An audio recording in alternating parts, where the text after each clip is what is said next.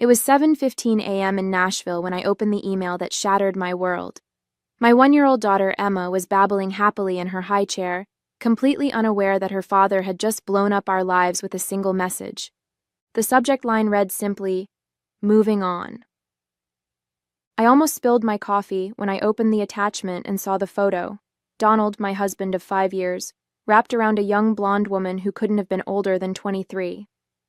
They were standing in front of our lake house, our vacation home that we'd bought just last year, the same home where we'd spent countless weekends planning our future together. "The house is mine now," the email declared. "I've already moved in with Amber. My lawyer will be sending over the divorce papers. Don't bother fighting it. The deed is in my name." I felt my hands trembling as I set down my coffee mug, but not from fear. No, this was pure rage building inside me. Donald really thought he could just email me divorce papers and steal our vacation home? The home I'd paid for with profits from my business? He had no idea what was coming. I looked at our daughter, still innocent and happy, playing with her breakfast. Then I glanced at the framed photo on our kitchen wall, Donald and me on our wedding day, both smiling like we had the world figured out. 5 years of marriage, and this was how he chose to end it? With a smug email and a photo of himself with a woman nearly half my age? I took a deep breath and picked up my phone. My finger hovered over Donald's contact information for a moment before I clicked block. Then I opened my email and typed 2 simple sentences in reply. "Are you sure about that? Better check the paperwork carefully." I hit send, blocked his email, and turned back to my daughter with a smile. Donald had always underestimated me. He saw me as the accommodating wife who'd supported his career while building my own business on the side. He probably thought I'd break down crying, maybe beg him to reconsider. But he'd forgotten one crucial detail about me. I didn't build a successful company by being naive about protecting my assets. Looking back, I should have seen this coming. The signs were there, little red flags I'd dismissed because I was too busy juggling my growing business and our new baby. Donald had been making frequent business trips to the lake house over the past 3 months, claiming he needed peace and quiet to work on some big corporate merger. I'd built my company from scratch while supporting his career moves.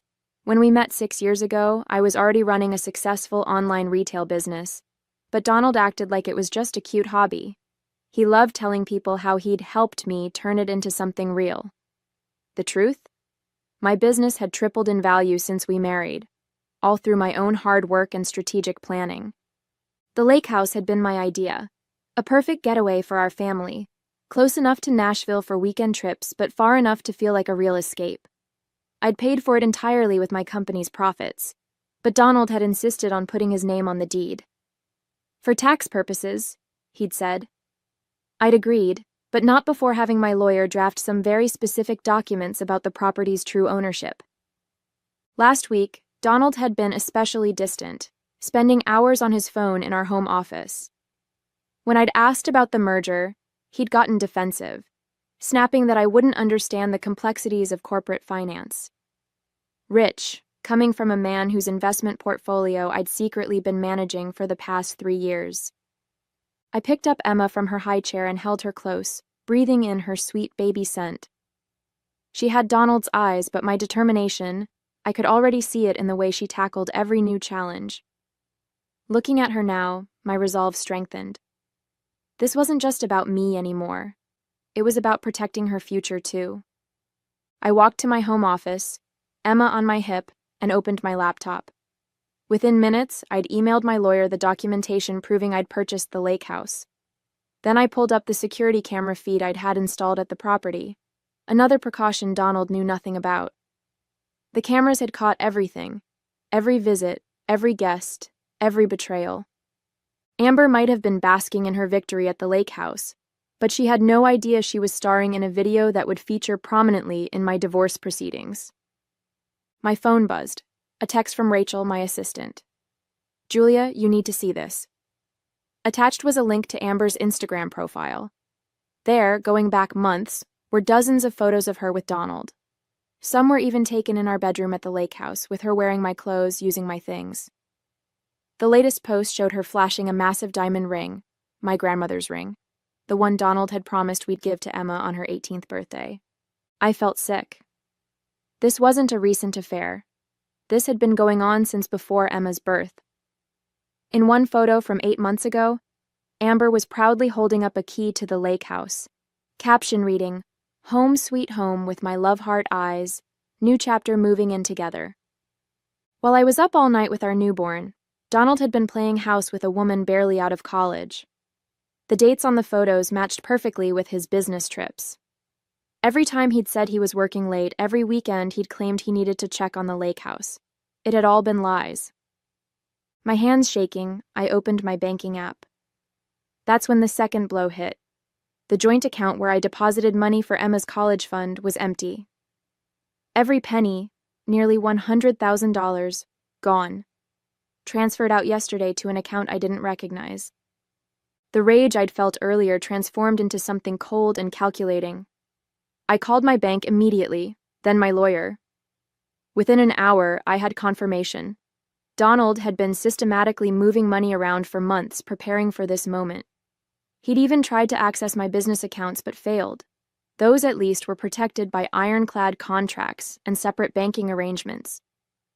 Rachel called while I was on the phone with the lawyers.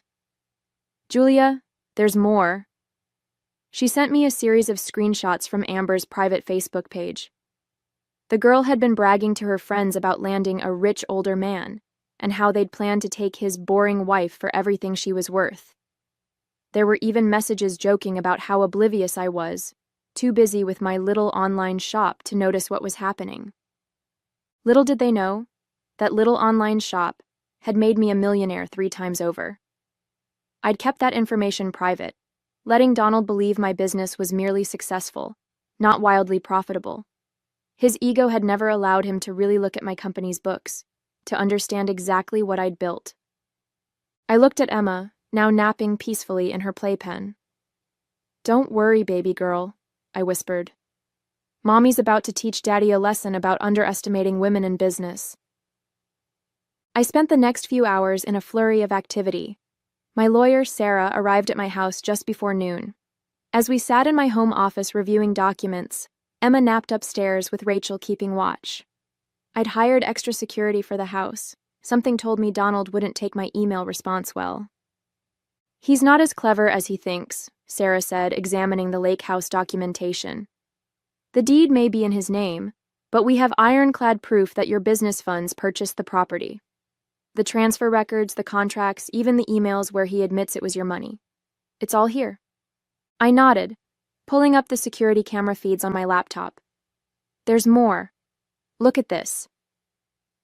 The footage showed Donald and Amber entering the lake house at various times over the past months. But what really interested Sarah was the footage from 2 days ago.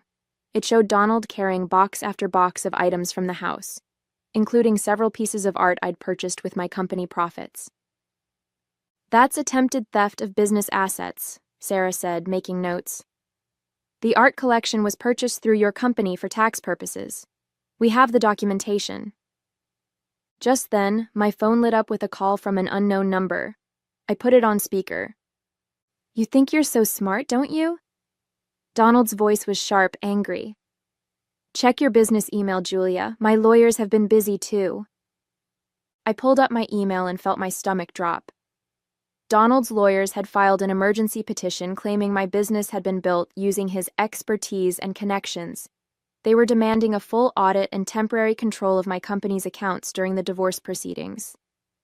"You'd really try to take my company?" I kept my voice steady despite my racing heart. "The company I built before I even met you?" "You built?" He laughed coldly. "Who do you think gave you all these corporate contacts? Who introduced you to the right people? Face it, Julia, you'd be nothing without me." Amber understands that. She knows how to be grateful. I muted the phone and turned to Sarah, who was already typing furiously on her laptop. She held up a finger. "Wait." "Donald," I unmuted the phone, buying time. "Think carefully about what you're doing." "Oh, I have. My lawyers will be in touch about Emma, too. You're too busy with your precious business to be a proper mother. Amber's great with kids. She used to be a nanny." The threat to take Emma made my blood run cold, but before I could respond, Sarah slid her laptop over to me. On the screen was an email from 3 years ago, one Donald had sent to a friend, complaining about my success. She won't listen to my business advice at all, says she doesn't need my help. And she's right, her company's worth more than my annual salary now. It's embarrassing. I smiled into the phone. Donald, I just sent something to your lawyer. You might want to check with him before making any more threats about my company. What are you talking about? Let's just say your email archives aren't as private as you thought. Call off your lawyers, or the next email I send will be to your boss. I wonder how he'd feel about all those corporate contacts you claim to have given me? The line went silent. Then, click. Sarah was still combing through Donald's emails when Rachel burst into the office, her face pale. Julia, you need to see this right now. She thrust her tablet in front of me. On the screen was a draft press release from Donald's company announcing his promotion to Chief Financial Officer, effective next month. Suddenly, everything clicked into place. The timing of his affair with Amber, the calculated moves with our accounts, the aggressive legal strategy. It wasn't just about leaving me. He was cleaning house before his big promotion, trying to secure assets and minimize what he'd lose in the divorce. There's more. Rachel swiped to another document. Amber isn't just some random girlfriend, she's the CEO's niece. I felt like I'd been punched in the gut. Donald hadn't fallen in love with a younger woman. He'd orchestrated a relationship with the CEO's niece to secure his promotion. The lake house, the stolen money, even the threats about Emma. It was all part of his plan to start his new life as CFO with his perfect, well-connected young wife. Sarah looked up from her laptop. Julia, I found something else. The company merger Donald's been working on? It involves one of your biggest business competitors. If he becomes CFO, he'll have access to information that could seriously damage your company. My hands curled into fists. Donald wasn't just trying to hurt me personally. He was positioning himself to destroy everything I'd built. I thought about all those nights he'd spent in his home office, claiming to be working on merger documents. Had he been going through my business files instead? Check my home network activity, I told Rachel. Focus on any attempts to access my business servers. While Rachel worked, Sarah made another discovery. Look at these emails between Donald and Amber from 6 months ago. They were planning this before Emma was even walking. Amber wrote, "Once you're CFO, we can use the insider information to push Julia's company out of the market. Uncle Robert says he'll help." I felt sick thinking about how they'd plotted against me while I was caring for our newborn daughter. But their arrogance had made them sloppy. They'd left a trail of evidence that could sink not just Donald's promotion, but the CEO's reputation as well. Rachel's voice cut through my thoughts. Found it. Multiple attempts to access your business servers from Donald's laptop. He didn't get through your security, but he tried. That's corporate espionage. I stood up and walked to the window, watching Emma playing in her playpen with her favorite stuffed elephant. Donald thought he was so clever, using his relationship with Amber to secure his future. But he'd forgotten the most important lesson in business: never underestimate your opponent. Sarah, I turned back to my lawyer, draft an email to the company's board of directors. Include evidence of Donald's attempted corporate espionage and the CEO's involvement in using insider information to target a competitor.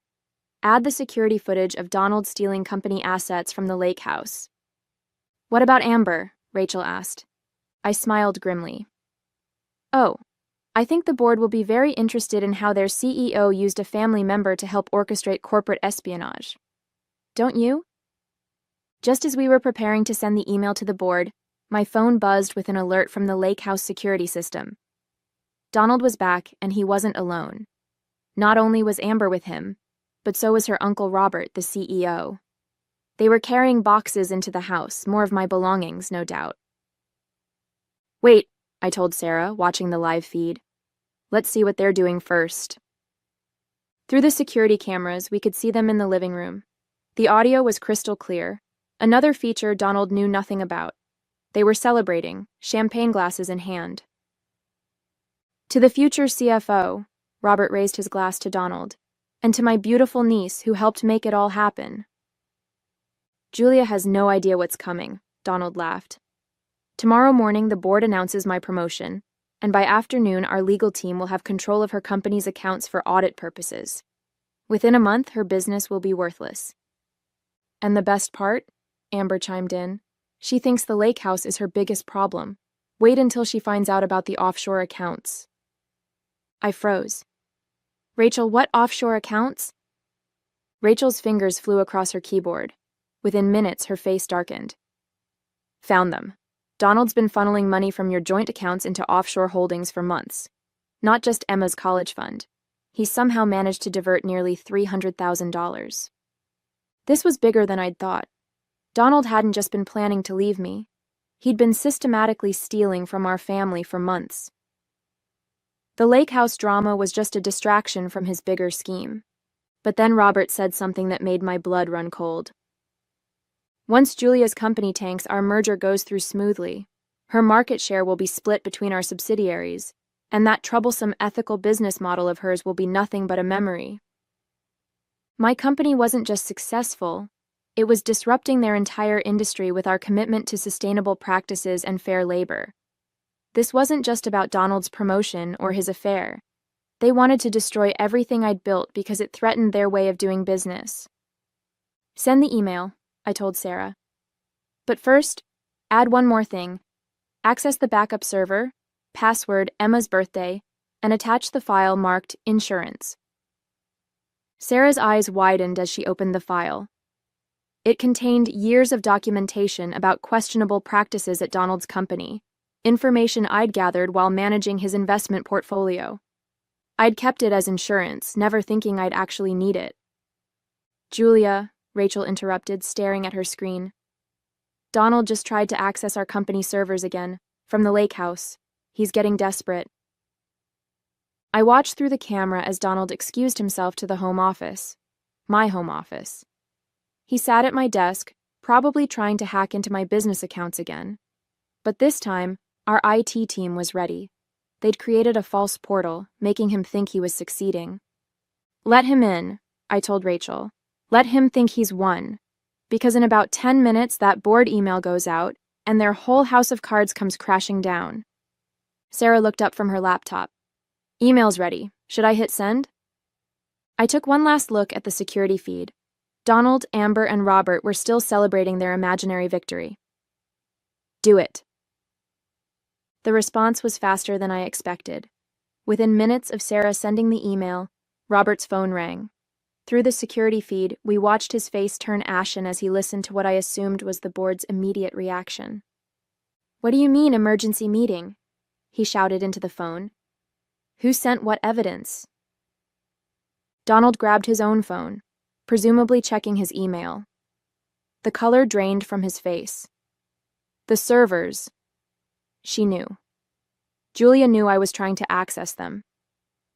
It gets better, I whispered to Sarah as we watched the scene unfold. Wait for it. Right on cue, Amber's phone started blowing up with notifications. Someone had anonymously sent her private Facebook messages to every board member, the ones where she bragged about helping Donald steal corporate information.